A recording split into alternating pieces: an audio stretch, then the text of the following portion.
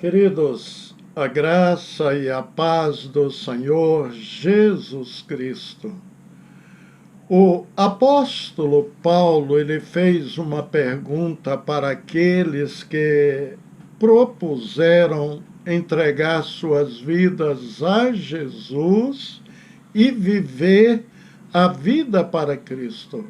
Ele disse assim: que diremos então? Continuaremos pecando para que a graça aumente? De maneira nenhuma.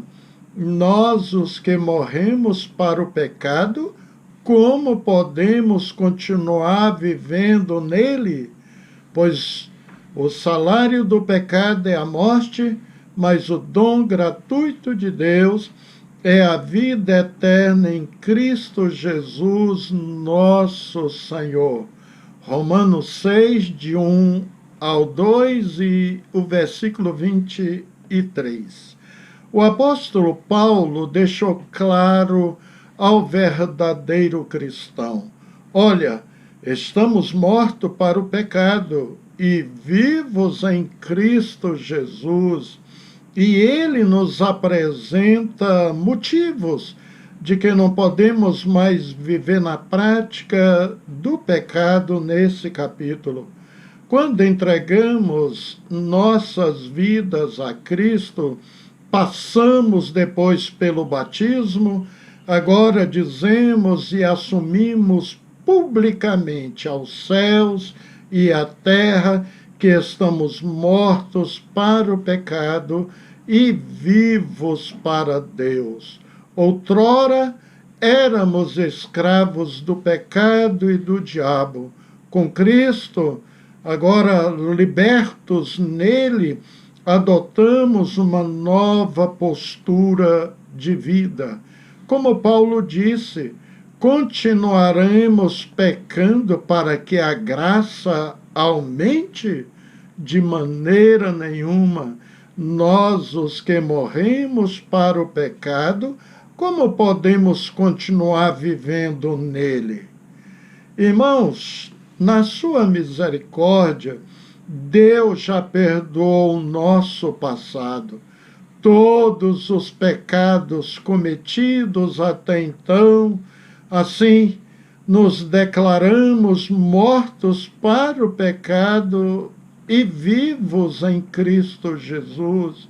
E agora o nosso objetivo é buscar vida de santidade, de compromisso com Deus, viver de fato os ensinos de sua imutável e gloriosa palavra, amar o Senhor com toda a nossa alma, com toda a nossa vida. Muitas pessoas brincam com o pecado, colocam cor no pecado, desdenham os pecados que cometem, fazem humor com o seu pecado, afrontando a Deus. E diga-se de passagem que não existe nenhum texto que prove que o pecado é preto ou branco, ou é colorido, como eles brincam. Isaías, o profeta, ele chega a chamar o pecado de vermelho, entretanto, sem fazer disso uma doutrina ou ensino. E não temos outros versículos que apoiam este texto para formar a base doutrinária, que o pecado é vermelho. Vejamos este texto bíblico de Isaías 1:18, que diz assim: vinde então e argui-me, diz o Senhor, ainda que os vossos pecados sejam como a escarlata, eles se tornarão brancos como a neve. Ainda que sejam vermelhos como o carmesim, se tornarão como a branca lã. É bom deixar claro aos meus irmãos que a Bíblia usa duas tonalidades de vermelho, como aqui neste versículo que eu li, para representar o pecado. Escarlata é uma cor vermelho-púrpura e derivado de insetos. A carmesim é o próprio inseto ou larva que nasce no meio de decomposição orgânica. A cor apareceu em algumas cortinas, por exemplo, da tenda do tabernáculo, em parte do vestuário do sacerdote, como vemos alguns textos em Êxodo, no livro de Números também, no Velho Testamento. O inseto é conhecido cientificamente como Coccus ilicis e é a fêmea que produz o ovo contendo substância vermelha. Mas o corante só é obtido a partir dos corpos secos destes insetos, ou seja, depois de mortos. Assim como o bicho da seda sempre teve um valor muito alto para o comércio, o carmesim, ou seja, os corpos secos dos insetos, sempre tiveram muito valor comercial em países mediterrâneos, sendo depois vendidos por toda a Europa. Também vestir-se escarlata era um sinal de distinção, de nobreza. O exemplo disso está lá em Daniel, capítulo 5. Nesse texto, nos conta que o rei Belsazar deu um grande banquete para 1000 dos seus nobres. Enquanto Belsazar bebia vinho, deu ordem para trazerem as taças de ouro e de prata que o seu predecessor Nabucodonosor tinha tomado do templo de Jerusalém, para que o rei e os seus nobres e as suas mulheres e as suas concubinas bebessem nessas taças. Mas, de repente, apareceram dedos de mão humana que começaram a escrever no reboco da parede, da parte mais iluminada do Palácio Real, essas palavras: Mene, Mene, Tekel, Parzim. O rosto do rei ficou pálido e ele ficou tão assustado que diz a Bíblia que os seus joelhos batiam e as suas pernas vacilaram. E aos gritos o rei mandou chamar os encantadores, os astrólogos e os astrólogos, né, e os adivinhos, e disse a esses sábios da Babilônia: aquele que lê essa inscrição e interpretá-la, revelando-se o seu significado, vestirá um manto vermelho, terá uma corrente de ouro no pescoço e será o terceiro em importância no governo do rei. Mas, amigos, nenhum adivinho ou bruxo conseguiu dar-lhe a interpretação, até que a mãe do rei lembrou de Daniel, agora já idoso, mas ainda cheio da graça de Deus. E Daniel deu a interpretação. Apesar da interpretação ser uma interpretação para o rei, porque ele falou que o seu império iria cair, o império babilônico ia desaparecer e o próprio rei iria morrer naquela mesma noite. Incrível, queridos irmãos, é que mesmo assim o rei cumpriu a sua palavra, conforme nós lemos no versículo 29. Então, por ordem de Belsazar, vestiram Daniel com manto vermelho, puseram-lhe uma corrente de ouro no pescoço e o proclamaram o terceiro em importância no seu reino.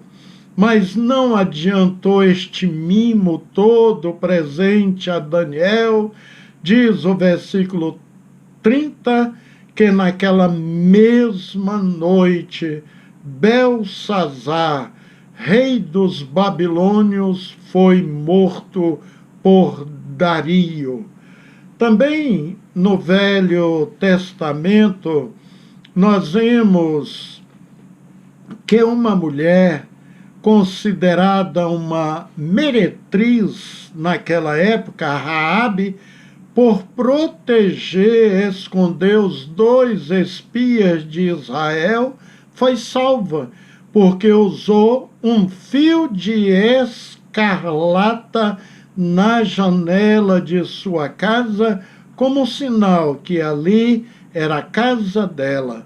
Quando Josué e os israelitas foram destruir a cidade de Jericó, conforme nós lemos lá em Josué, no capítulo 2 e no capítulo 6, que relatam essa história.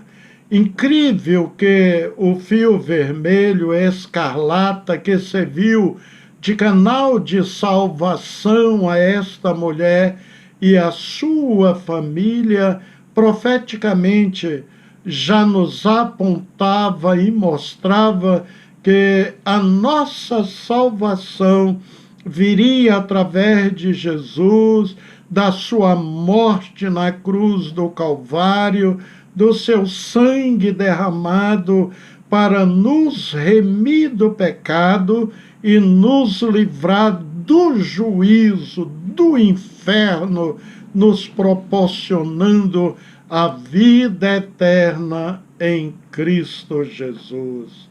O escarlate foi usado no manto para cobrir Jesus antes da crucificação.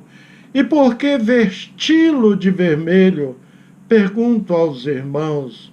Bem, para ridicularizar Jesus, e por ser vermelho e brilhante, como diz a Bíblia, Jesus poderia ser visto a longa distância. Observe o texto de Lucas 23, o versículo 11.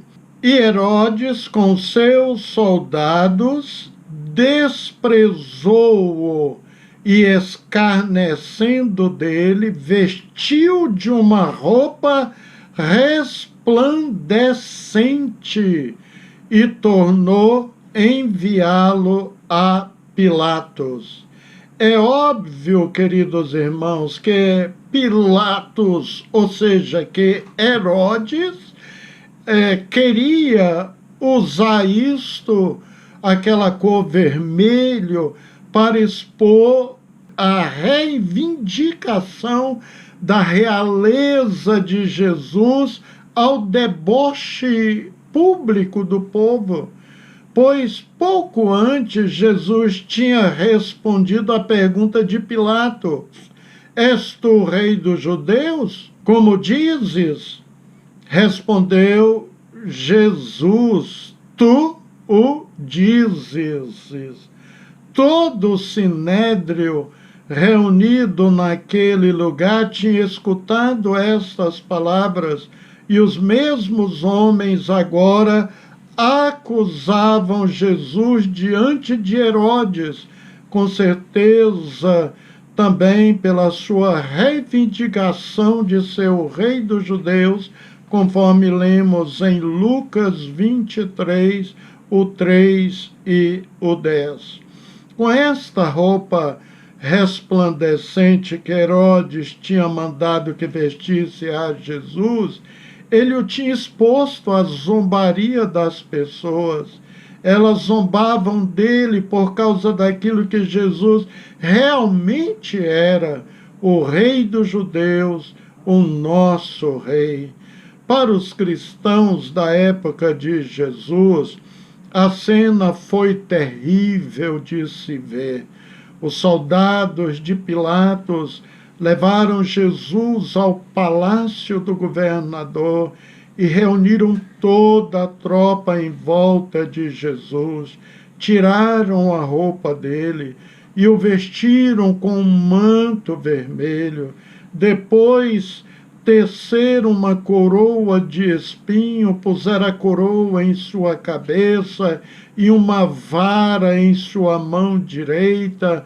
Então se ajoelharam diante de Jesus e zombaram dele, dizendo: Salve, Rei dos Judeus! Cuspiram nele e, pegando a vara, bateram em sua cabeça.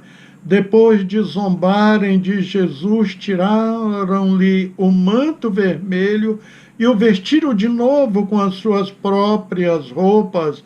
Daí o levaram para ser crucificado.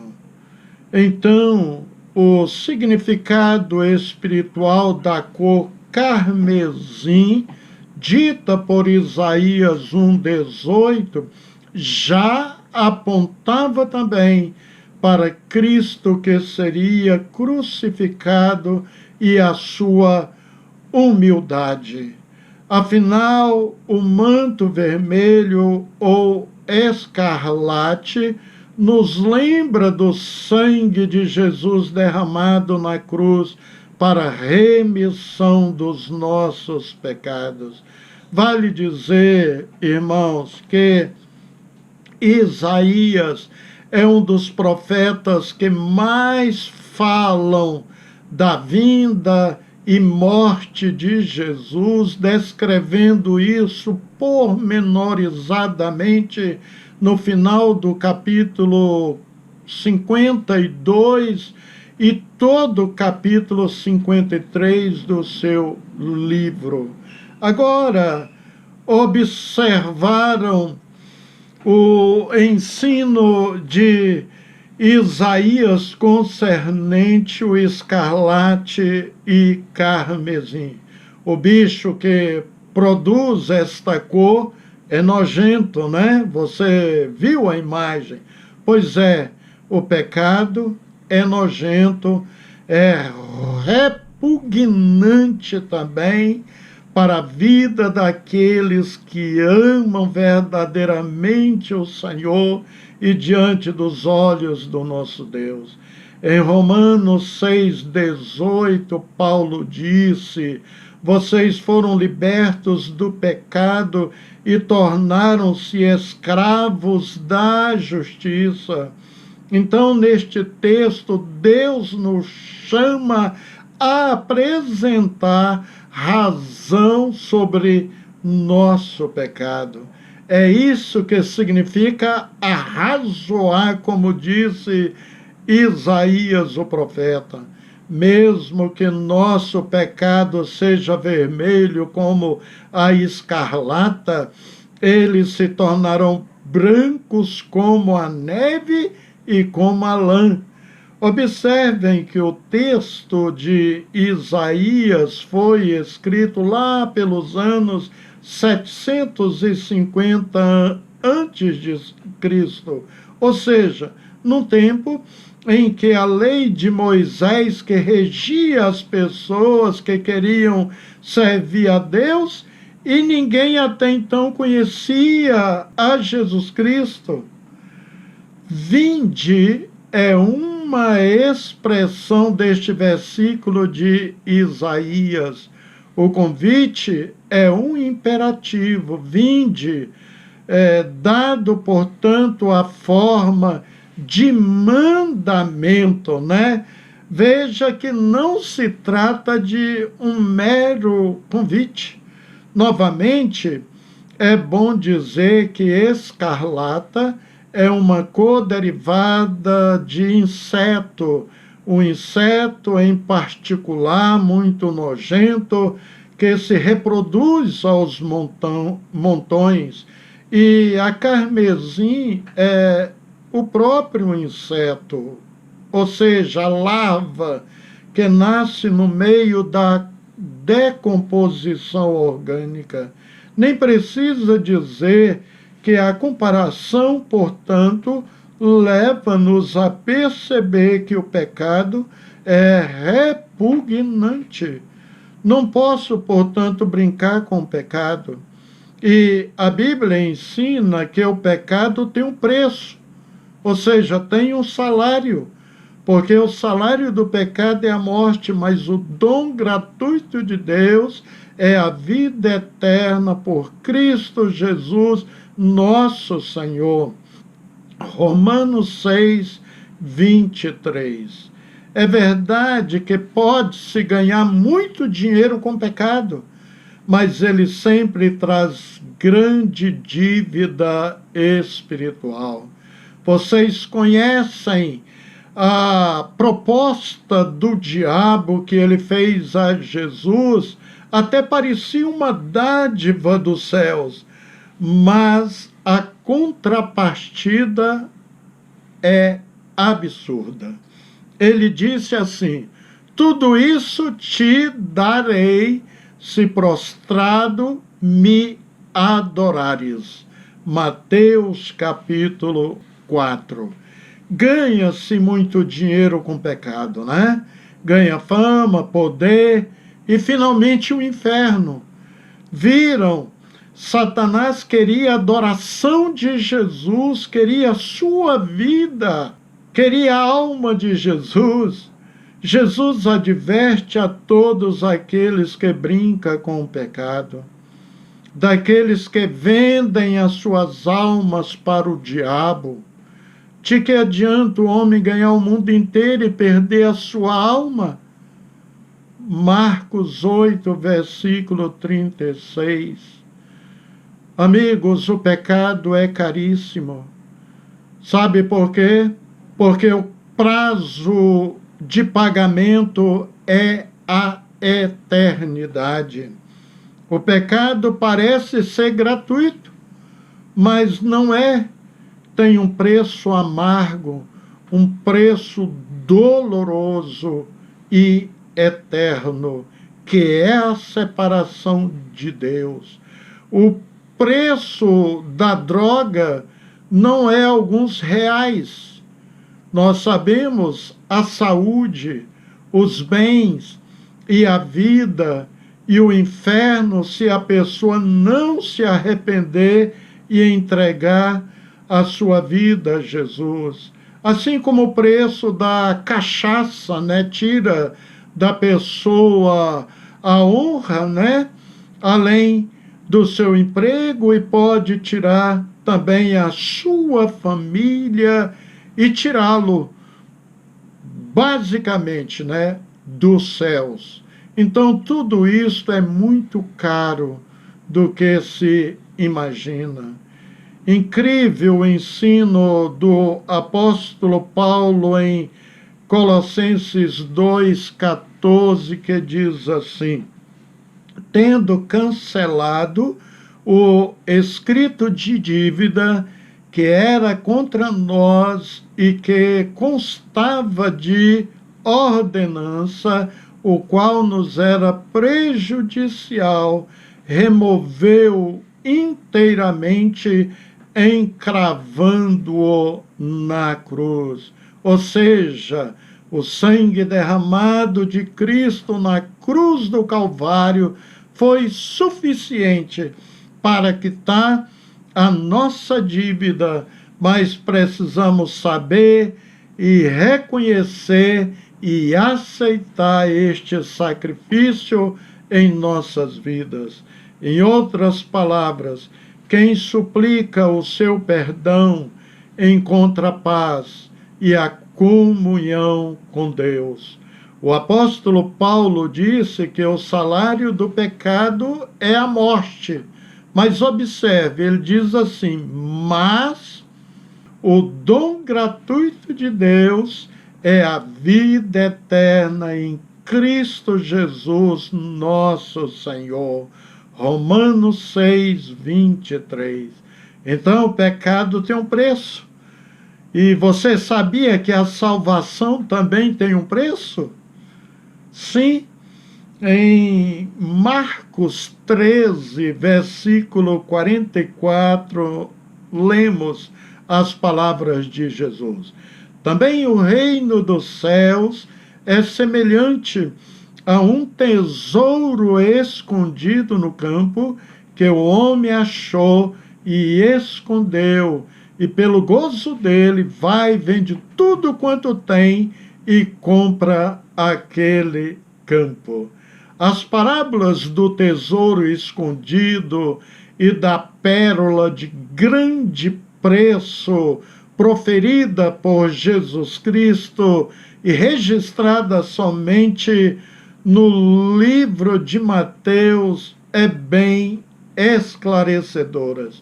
Duas palavras contêm a mesma mensagem, ou seja, o incomparável valor do reino de Deus.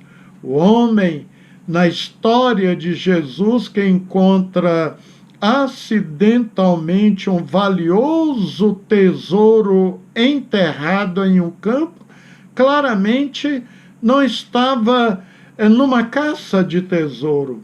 Ele estava provavelmente apenas arando a terra de outro homem quando o arado bateu e expôs alguma coisa que não era nem pedra nem toco. Incrédulo da sua sorte, com o coração palpitando pela emoção, o homem rapidamente reenterra secretamente o seu achado e procura o proprietário desta terra. Ele vende tudo que tem para comprar o campo. Algumas pessoas devem ter pensado que ele estivesse completamente louco, vendendo todas as suas apreciadas posses para comprar um campo que não valia a metade do que ele estava pagando. Mas ele tinha visto a preciosidade escondida ali e sabia que o tesouro oculto naquele campo valia tudo que possuía e 100 vezes mais. Irmãos, amigos, o reino dos céus é assim, disse Jesus, é um tesouro tão fabulosamente grande que vale tudo que o homem possui, cada relação que ele jamais teve ou espera ter, mesmo na sua própria vida. Aqueles que acham o reino celestial serão comprovavelmente considerados loucos, pelos ignorantes, pelos descrentes. Mas fizemos a escolha certa, a opção correta em seguir Jesus Cristo e ficarmos mortos para o pecado, pois sabemos perfeitamente o valor eternal do que encontramos em Cristo Jesus. Lembra-te, queres ir para a habitação celestial e viver eternamente com Cristo Jesus? Então, considere-se morto para os prazeres deste mundo, para o pecado, e vivo para Cristo Jesus, o Senhor. Amém. Queridos, vamos orar neste momento, encerrando mais este encontro. Bendito e eterno Deus, te agradecemos pelos ensinos de tua maravilhosa palavra, Senhor, pela garantia que o Senhor Jesus nos libertou do império do diabo, perdoando todo o nosso pecado e nos outorgou a condição de deixar-nos mortos para o pecado e vivos para Cristo Jesus, como disse o apóstolo Paulo. Sustenta-nos com a tua bendita graça, com teu amor leal, Senhor, para que possamos resistir o diabo, os dias maus, resistir, ó Deus amado, todo o império das trevas que lutam contra nós e vivermos de uma forma digna que venha agradar ao Senhor diariamente. Assim, nos humilhamos, Senhor, nos sujeitamos diante de Ti, nos auxilie enquanto estivermos nesta terra, para sermos mais do que vencedores, em nome de Jesus Cristo. Amém. Amém. Aleluia. Queridos, um grande abraço e até o nosso próximo encontro, se Deus quiser.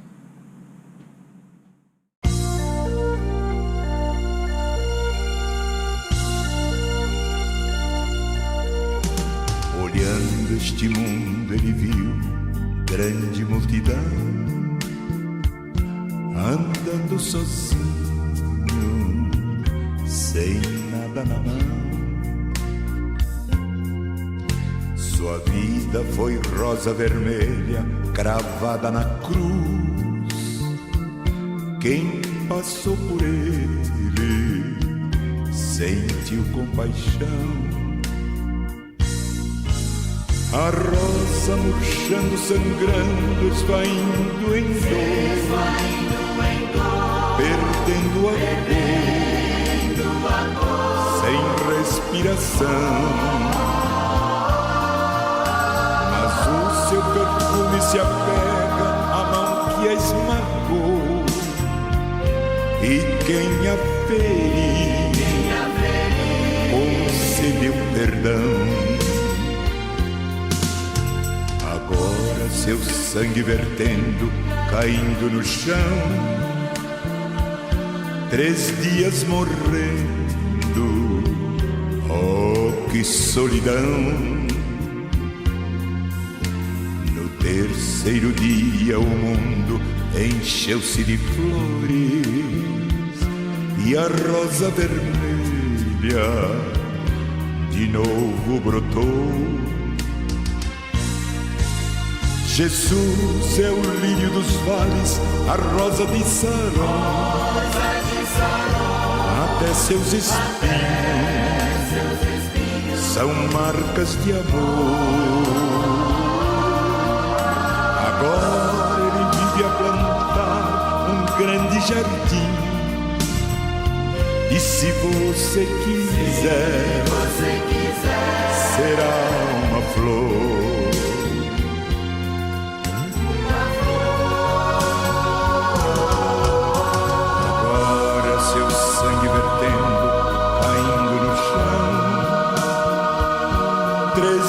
Morrendo, oh que solidão. No terceiro dia o mundo encheu-se de flores, e a rosa vermelha de novo brotou. Jesus é o lírio dos vales, a rosa de Saron, até seus espinhos são marcas de amor.